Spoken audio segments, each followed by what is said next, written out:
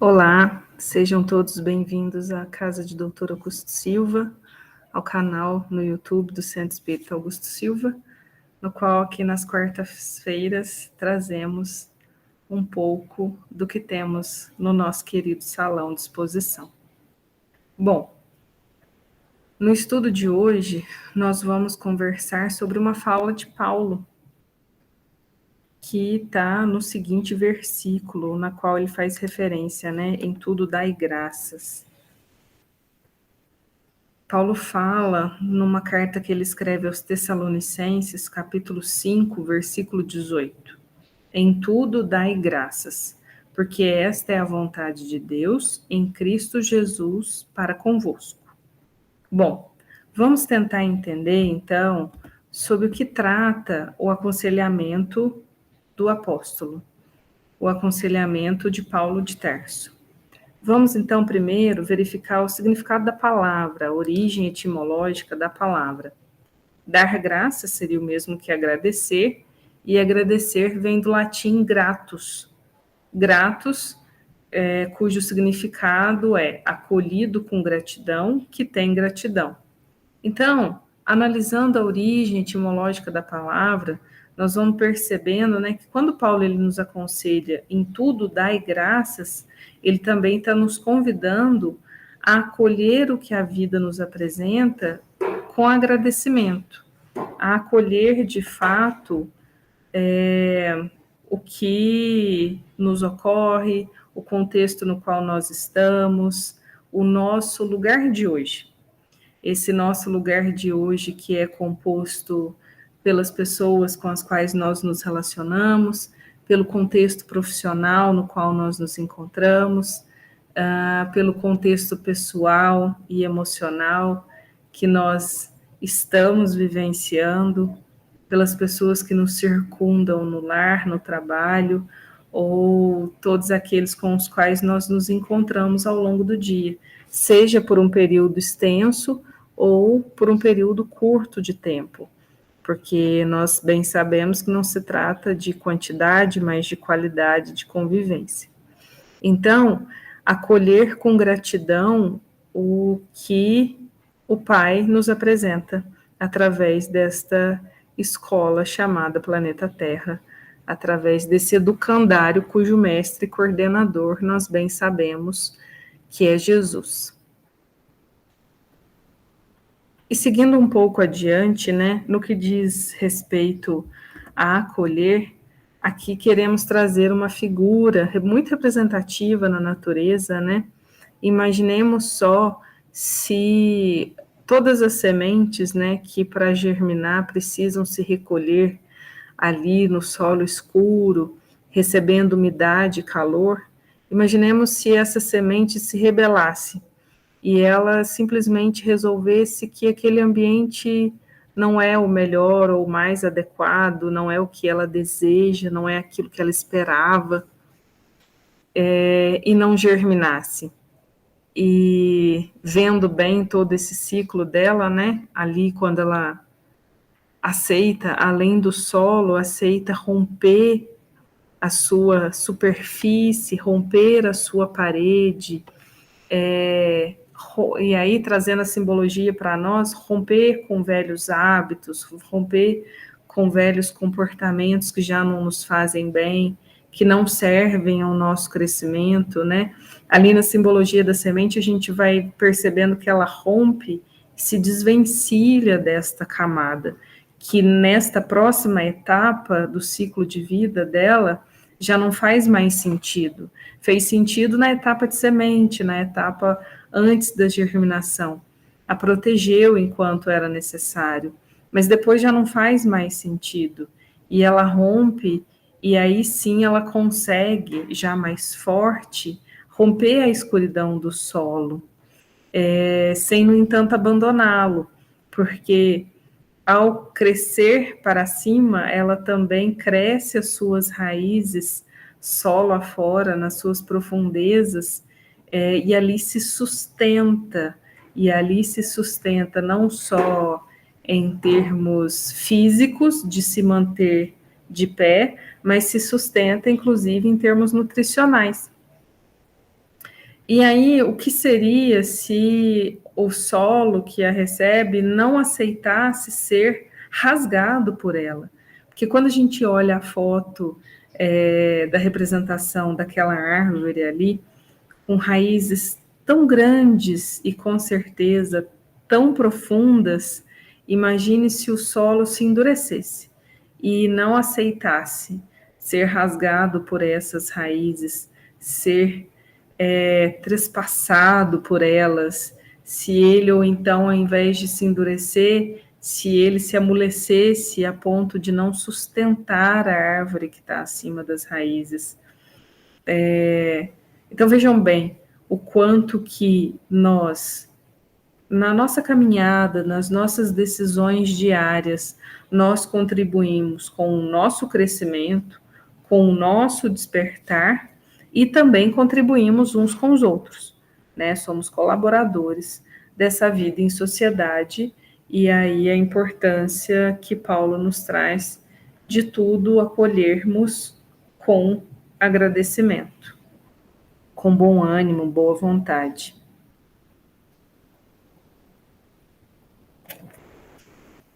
Lá no livro Evangelho de Chico Xavier, o próprio, o Chico fala: lembremos-nos da lei de causa e efeito. Apenas em matéria, lembramos-nos da lei de causa e efeito apenas em matéria de sofrimento. Mas ela funciona também para o bem. Quem faz o bem, queira ou não, será recompensado. O Senhor manda que o mal seja corrigido e o bem estimulado em benefício de cada um de nós. Quando a gente estava lá na imagem da semente germinando, né? Ali a gente viu uma série de questões que por vezes nos parecem difíceis, complexas, difíceis de aceitar, né? A gente sabe o quanto que pode ser difícil acolher com gratidão situações que são dolorosas, situações que no momento, naquele instante, nós não compreendemos, né? A semente ali pode, no primeiro instante, né, trazendo a figuração para nós, não entender aquela escuridão, não entender aquele momento de isolamento, não entender a necessidade de romper com as suas paredes, de deixar essa casca para trás.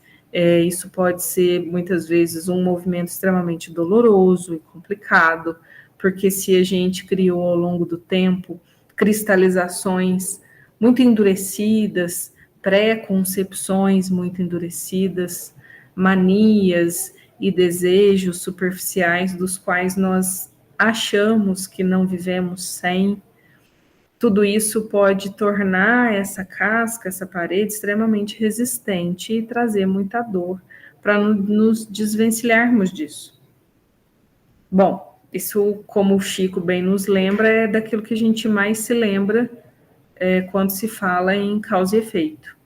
Mas aí quando a semente se esforça, aceita e rompe com o solo, ela vai, cresce, atravessa e percebe a luz que a estava esperando, aguardando, que a abraça, né?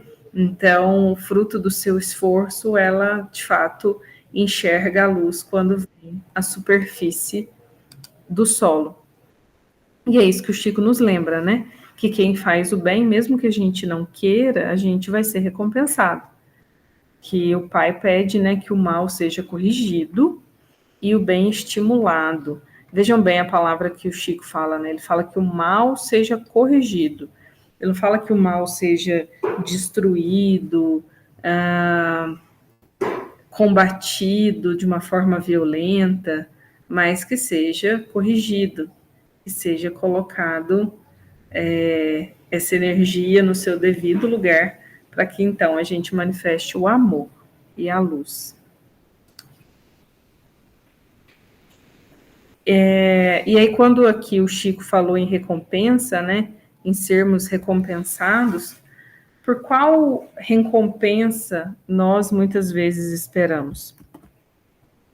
Às vezes, quando a gente busca a doutrina espírita, ou seja, qual for a religião que nós nos sintamos à vontade, a gente vai num impulso de que aquela conduta ou aquele templo e aquelas pessoas que lá estão nos acolhendo resolvam os nossos problemas como que por mágica, que exista alguma fórmula, alguma simpatia, alguma receita que faça todos os nossos problemas desaparecerem, tudo aquilo que nos incomoda desaparecer.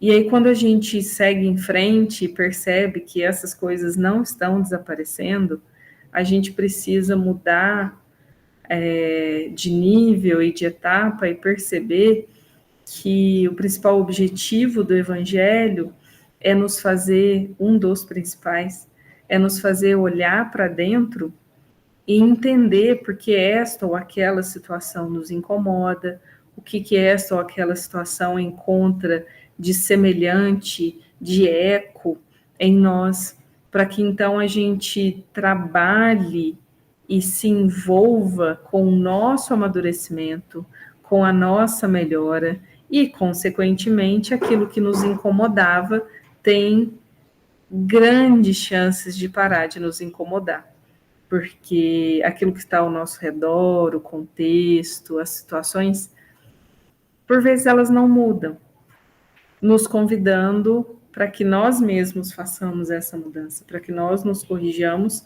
e passemos a olhar tudo isso de uma forma diferente. Então, né, esse processo do em tudo dai graças, ele demanda da gente um trabalho íntimo, ativo e diário, né? Não é uma coisa, a gente sabe, no âmbito da doutrina espírita, que não é uma coisa que a gente resolve em uma única encarnação, quanto mais de um dia para o outro, não é mesmo? Tem uma música que, nesse momento da nossa fala, sintetiza muito bem o que nós estamos conversando. Um trecho dessa música, essa música não é espírita, é uma música popular brasileira, e a cantora, ela fala assim nos versos, né? Ela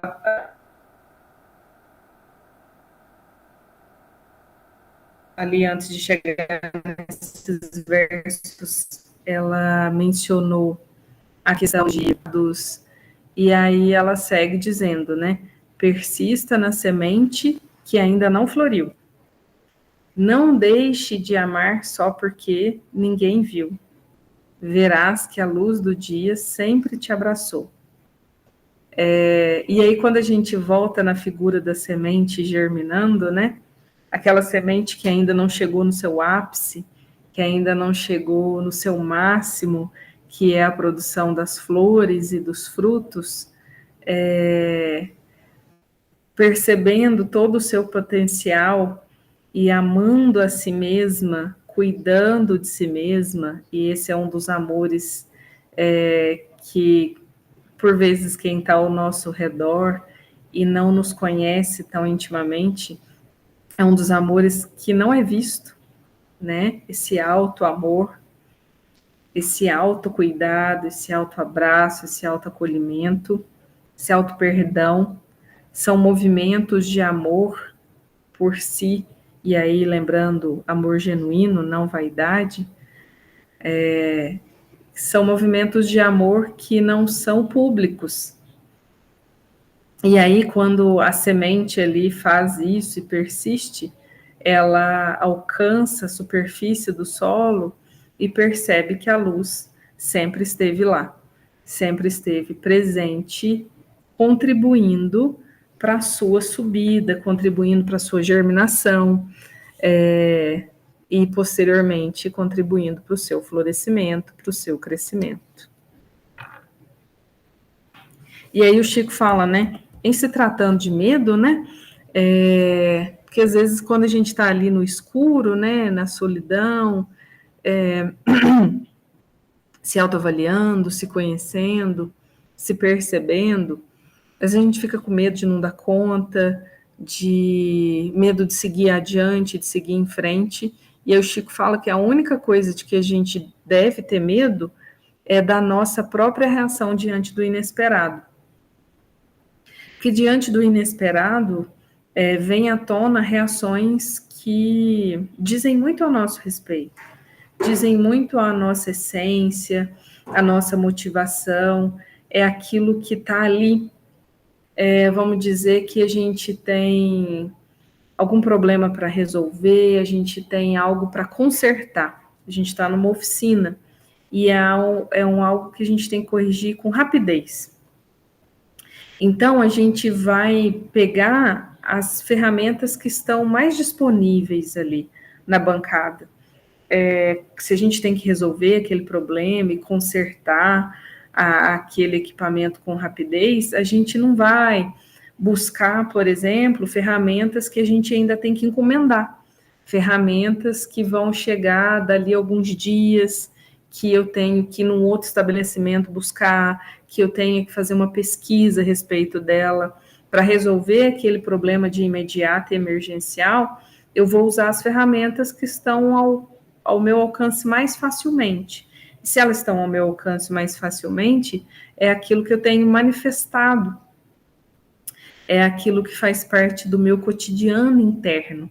Mesmo que no dia a dia eu use máscaras, eu finja determinadas emoções, eu minta, inclusive, para mim mesma, quando uma situação inesperada nos ocorre, são essas primeiras ferramentas que nós vamos pegar e reagir e utilizar. E aí é um momento muito importante da gente se observar, da gente se conhecer e perceber por qual caminho a gente está tendendo a seguir. Se a gente, de fato, está se esforçando para voltar para a casa do pai, como na imagem do filho pródigo, ou se a gente tem deliberadamente se deixado levar pelo caminho mais confortável, mais próximo de desejos horizontais, mais próximos de desejos imediatos que vão se desfazer com o tempo com muita facilidade, que vão se esvaziar e demonstrar o nosso vazio. Então, quando a gente estiver ali nos momentos complicados, sem conseguir entender a intenção do Pai, que a gente não tema, que a gente perceba e reconheça a presença dos nossos espíritos protetores, que a gente reconheça e perceba, pouco a pouco, sem pressa, as lições que nós precisamos aprender, né? E que medo mesmo a gente tenha das nossas reações, quando nós ainda estamos extremamente imaturos. Esse é o conselho do Chico. E aí, voltando para música, essa é outra música da mesma cantora, no qual ela também demonstra um primeiro momento ali de dificuldade, né, de dor, e aí um esforço muito grande de retomada, né? Ela fala que o coração dela já sofreu muito demais, mas que ela se coloca novamente à disposição da vida, né? E é muito bonita, ela fala, né, que ela se refez de sol, de alegria e de canção. Ela se vestiu de mar para dizer que tudo a ensinou a viver. Então, quando a gente se levanta e retoma de uma situação complicada, se recupera, se refaz, é muito importante também que a gente se refaça com bom ânimo. Jesus nos aconselhou, tendes bom ânimo, tendes boa vontade. Ele não estava pedindo para a gente ser e estar num estado de euforia e de festejos exuberantes. O mestre nos aconselha bom ânimo, boa vontade, boa disposição, né? E aí ela usa a simbologia do sol, né, da luz, da alegria, não da euforia, da música, né, da melodia, né? Porque música nos faz lembrar muito afinação, frequência, sintonia. E quando a gente faz isso, a gente percebe, né, que tudo pelo qual a gente passou e vem passando são ferramentas de ensino para a gente viver. E aí ela prossegue, ela fala que outra cidade se fez na imensidão, né? Ela se fez de um modo diferente, ela cresceu, ela se modificou. E aí ela diz que nessa outra cidade que se fez na imensidão, ela contempla uma paisagem de muitas estrelas, e que já não faz mais sentido, não é o objetivo dela ser dona da razão, mas contemplar essa luz que está ali, que ela alcançou, e seguir com essa luz, porque de fato, tudo, sejam as coisas alegres ou as coisas complicadas, tudo nos ensina a viver. Todas essas situações lecionam, ensinam, são como professores e mestres nos ensinando. Lembrando que o mestre maior, que tanto quanto assim se autodenominou mestre, né? É Jesus, o coordenador desse planeta escola, e ele se utiliza, né, com a matéria-prima concedida pelo Pai, ele se utiliza dessas ferramentas para nos ensinar a viver. E aí viver no sentido de espíritos que somos, passando por experiências materiais. Lembrando que são as ferramentas que nós acessamos na matéria, são ferramentas transitórias, mas são ferramentas sagradas. Não é porque são ferramentas transitórias, não é porque elas não devem compor o nosso objetivo, o nosso foco, que elas são menos importantes. Elas são extremamente importantes. Afinal, quando nós vamos para a escola, quando nós vamos para a universidade, o material, seja o contexto dos prédios, da carteira, da infraestrutura, seja o contexto da capacidade intelectual daquele que nos ensina, seja o material escolar que eu utilizo, os livros, o nosso foco é aquele aprendizado final, naquilo pelo qual a gente se matriculou. Mas tudo que está ali no meio é sagrado, deve ser respeitado e bem utilizado. Né? Tudo está à disposição para nos ensinar a viver.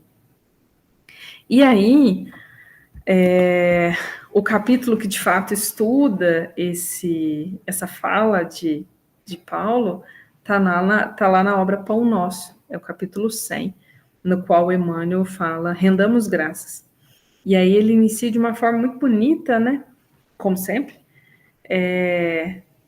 demonstrando que algumas questões, alguns materiais que nos parecem apenas motivos de dor e sofrimento, na verdade, trazem muitas funcionalidades, né? Ele fala que a pedra, por exemplo, ela segura, que o espinho, ele previne, né?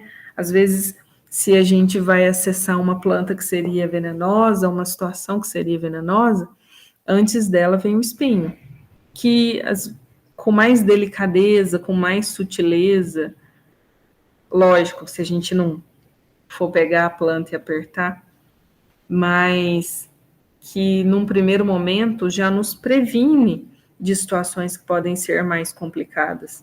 E se a gente estiver atento, né, nas situações do cotidiano, a gente vai perceber esses espinhos no comportamento das pessoas que estão ao nosso redor, nas situações que talvez de imediato a gente não perceba que são perigosas ou que vão nos fazer mal, e aí alguns espinhos já vão dando esses sinais para a gente não precisar ir mais longe, mais fundo, para a gente não precisar de dores mais complicadas para entender que aquilo nos faz mal.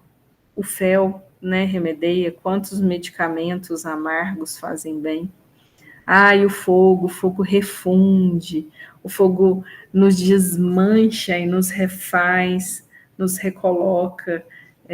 Não é à toa que a gente já estudou a respeito do batismo, e a gente tem o batismo da água, e vamos lembrar alguns conceitos da doutrina, né?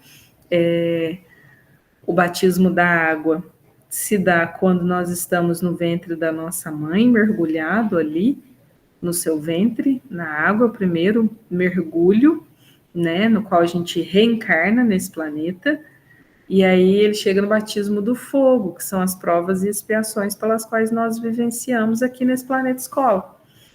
E nós sabemos que as provas e expiações nos refazem, nos pegam ali o material ainda precisando de tantas arestas, precisando aparar aquelas quinas que machucam, e aí a gente, no calor dessas provas e expiações, a gente vai se tornando maleável, flexível e retorna num formato mais amoroso. O lixo fertiliza, a gente sabe isso no âmbito da natureza, né? O quanto que o adubo orgânico faz bem. O temporal purifica a atmosfera. O sofrimento, ele nos redime. A enfermidade, de um modo diferente do espinho que previne, a enfermidade adverte, como um sinal que toca, nos convidando a olhar enfermidades mais profundas, que estão escondidas. O sacrifício enriquece a vida, até porque o significado da palavra sacrifício é tornar sagrado o nosso ofício, tornar sagradas as nossas atividades, e a morte renova sempre. A Joana de Ângeles nos lembra, né, que a morte, ela simplesmente é um veículo que muda o nosso estado de vida, um estado de vida na matéria para um estado de vida no plano espiritual. Então ela fala que a morte é um veículo apenas, mudando o estado no qual nós estamos vivenciando. Muito bonito, né? Então, Emmanuel nos aconselha: roguemos a providência celeste suficiente luz para que os nossos olhos identifiquem o celeiro da graça em que nos encontramos, né? Ele listou uma série de instrumentos, de elementos que no primeiro momento pareceriam apenas símbolos de dor, mas quando a gente pede o esclarecimento e a gente trabalha por se esclarecer, que a gente possa utilizar isso e enxergar em tudo isso, em todos esses elementos, motivo de agradecimento, motivo de aprendizado. Como disse a música, tudo me ensinou a viver. Ele continua, né? É a cegueira íntima que nos faz tropeçar em obstáculos onde só existe o favor divino. Então, onde a gente vê obstáculos, nós devemos rever, né? Mudar a lente e enxergar de fato a providência divina. E fala: não nos espantem as dificuldades ou os imprevistos dolorosos. Nem sempre o socorro de cima surge em forma de manjar celeste, né? Para quem não sabe, manjar é um doce, muito gostoso. Então, nem sempre o socorro vem em forma de algo prazeroso, adocicado, até porque nós, por séculos, temos nos demonstrado extremamente rebeldes, extremamente resistentes à transformação pelo amor.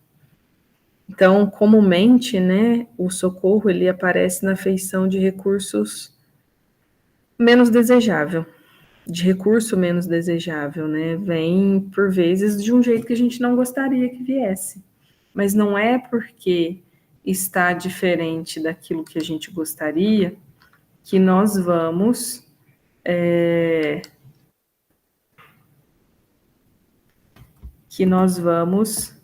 desperdiçar a oportunidade, que nós vamos reagir com ingratidão.